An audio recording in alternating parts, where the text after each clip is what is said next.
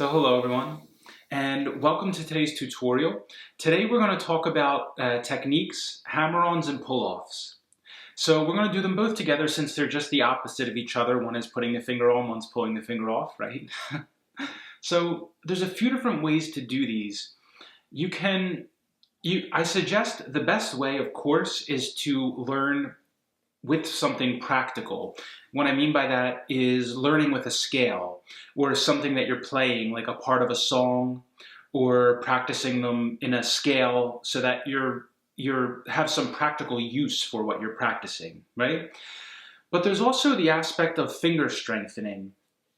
So if you've stuck with me for the pentatonic series, the Minor Pentatonic series, I would suggest practicing that before you come to this class because I'm going to do all of the hammering and pulling off with those 5 patterns in the Minor Pentatonic Scale. Remember, the Minor Pentatonic Scale is really the basis for everything. Major and Minor Pentatonic Scale have the same patterns. So those are the basis for all other scales because all the other scales fit in those patterns. Right? And if you know all of that, then all of those patterns, then you can transpose and move up and down in different keys. And that's the basis for everything. It's like the skeleton of the fretboard. It's like the skeleton of the rest of the scales. Okay?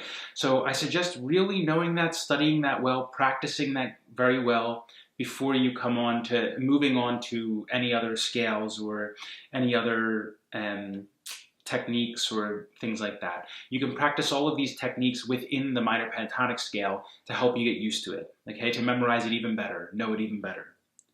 So without further ado, let's begin. So I'm going to suggest 2 different ways that you can practice these hammer-ons and pull-offs. I do like chromatic scale exercises because they're wonderful for warm-ups. So it is good to warm up your fingers before you start doing things. And also with a chromatic scale, which just means every single note you're going to play, you can play every single note on the fretboard. The easiest scale to remember. You can play every single note on the fretboard. And as you do that, the good thing is that you're using every finger. So in the Minor Pentatonic Scale, there's only 5 notes. So most of the time we're just using either the index finger and middle finger, or the index finger and the pinky, or the index finger and the ring finger. So the middle finger kind of gets left out there. And that's important once you get to 7-note scales, which are more advanced, I would say, like the full major scale, or the modes, the Aeolian scale, and all of those. So for now, let's just stick to this. And we're just going to begin chromatically. So hammering on, the important thing here is to just focus on accuracy and getting a clean sound out of it. So if you go too light, if you hammer on too lightly, it'll sound like, and you'll get that buzzing sound, okay? But you want a nice clean sound, so.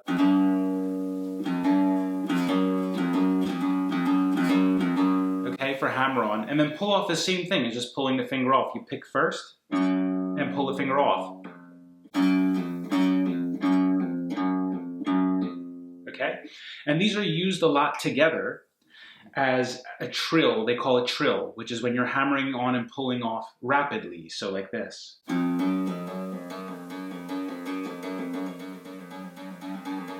Okay? And you could do that with many fingers, so it can get pretty advanced. So let's do one thing at a time. We'll do the chromatic scale first. We're going to practice hammering on and pulling off with the 2nd finger, the 3rd finger, and the 4th finger, and then moving up and moving back down. So like this, go very slowly.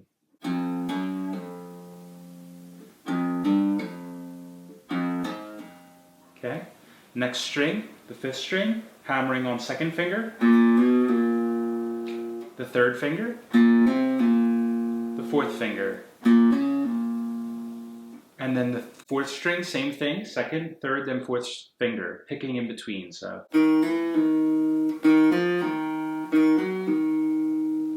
The 3rd string,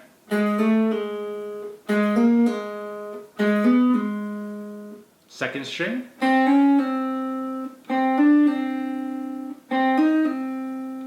and the 1st string.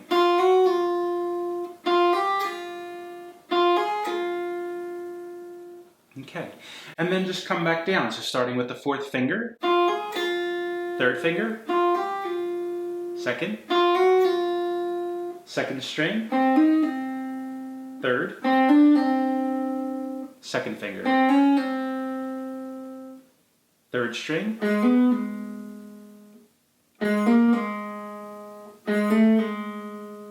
fourth,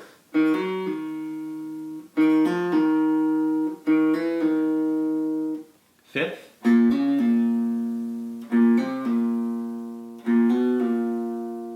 and sixth.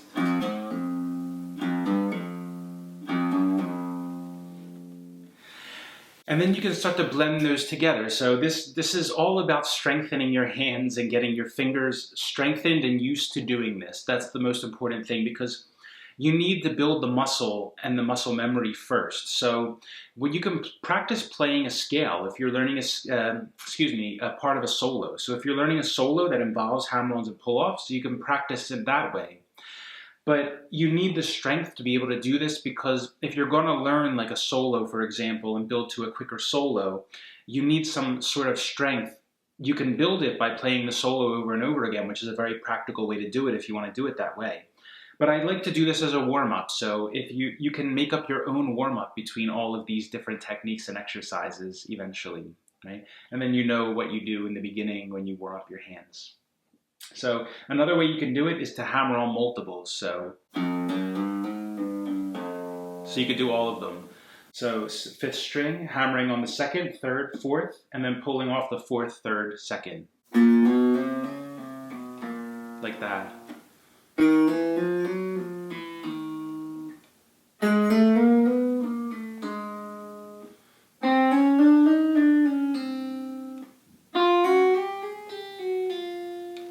So these are just two different exercises you can do, and you can do them all the way up, all the way down, just to get used to hammering on and pulling off.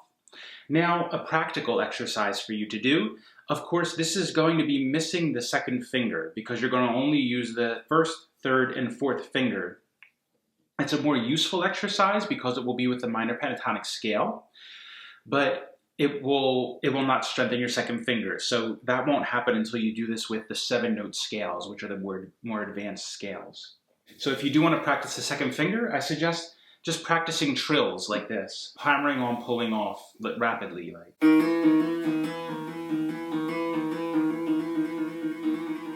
And speeding that up gradually. But trying to be accurate and make it sound clear. It's the most important thing. So.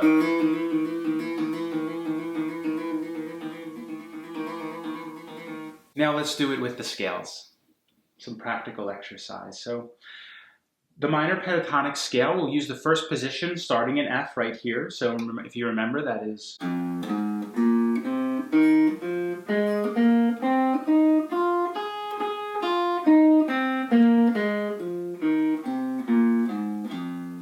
So practicing hammering on with those. So first finger and then fourth fret on the 6th string. So. And you can practice pulling off too if you want to. Or do both together. Okay, so we can go right up the pentatonic scale like that. Going hammering on, pulling off with each finger. So I'm assuming that you already know the pentatonic scale. If you don't know the minor pentatonic scale, I suggest you go to that series, that 5-part series, and learn that first, because it's extremely important for everything else is going to build onto it. 5th string, 1, 3. 4th string, 1, 3.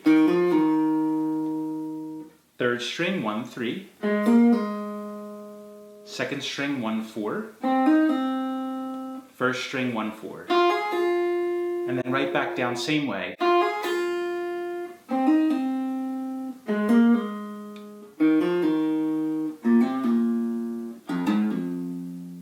And then come up to the second position. So again, I'm just going to move through these because we already went over this. If you don't know the positions, then go to the minor pentatonic series and learn the positions first. Second position, hammering on up each string and down each string.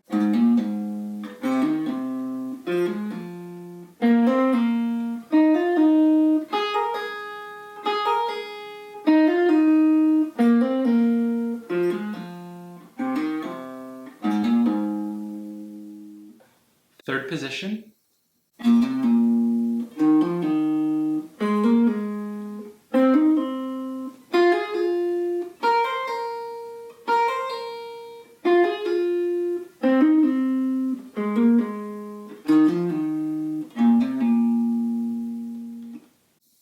position.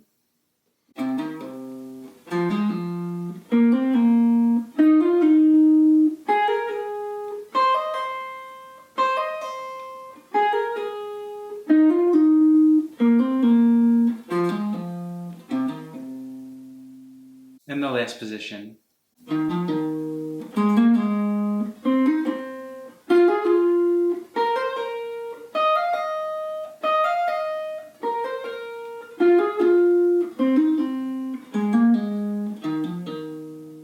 So the great thing about practicing all of these exercises, these techniques in the pentatonic scale is that you're also learning the pentatonic scale at the same time. Okay, memorizing it more and more, better and better.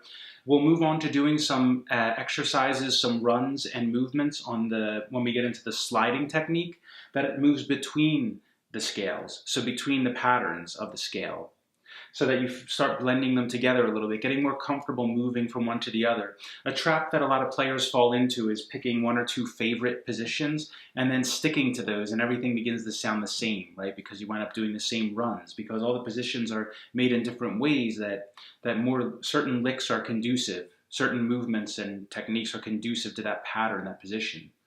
So it's important to change it up and try not to get stuck in any pattern, any routine.